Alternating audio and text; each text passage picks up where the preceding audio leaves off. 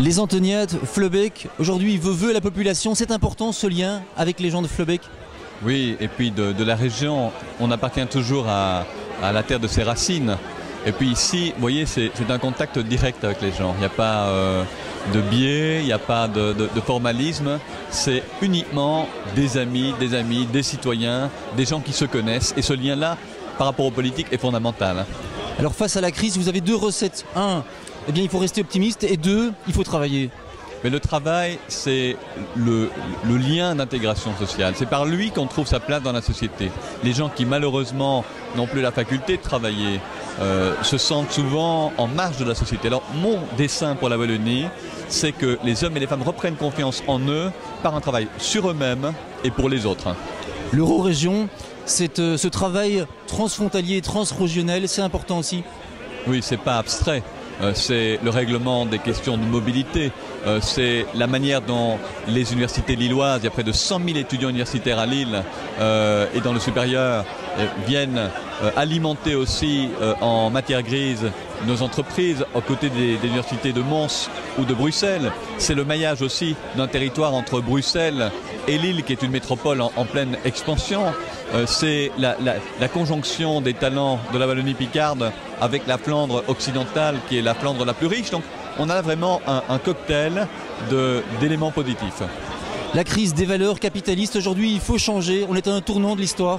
Alors on a prôné longtemps le libéralisme économique conjugué au capitalisme. Laisser faire, laisser aller. Et on voit que la main invisible du marché, que le principe du libéralisme appliqué à un capitalisme débridé engendre des désastres humains. Tantôt la guerre dans certains pays, tantôt la destruction de la richesse économique, tantôt la destruction du tissu entrepreneurial. Parce que je voudrais aussi casser un mythe. C'est celui de la relation entre l'entrepreneur et la droite. Je pense que les entrepreneurs ont tout à perdre à faire confiance absolue au marché. Ils ont besoin de règles, ils ont besoin de clarté, ils ont besoin de transparence. Et ça, ce n'est ni le libéralisme économique, ni la dérégulation qui leur apporte, mais au contraire, une social-démocratie intelligente. La droite qui dit aujourd'hui il faut plus de régulation, il était temps qu'ils s'en rendent compte. Mais la droite tient le discours du Dr Jekyll et Mr Hyde. On prend un coup de potion en période de crise et on se laisse aller à dire des choses qu'on n'aurait jamais osé dire autrement. C'est une droite désinhibée mais très peu sincère qui dit qu'il faut de la régulation. Un premier bilan des Antoniades, ça se passe bien?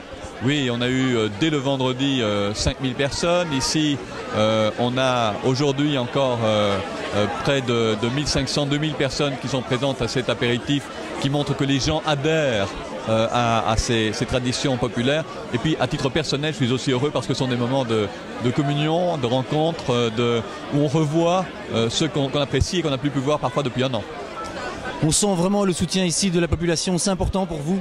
Oui, on ne vit pas sans ce soutien comme on ne vit pas sans famille. C'est des bases fondamentales de l'action politique.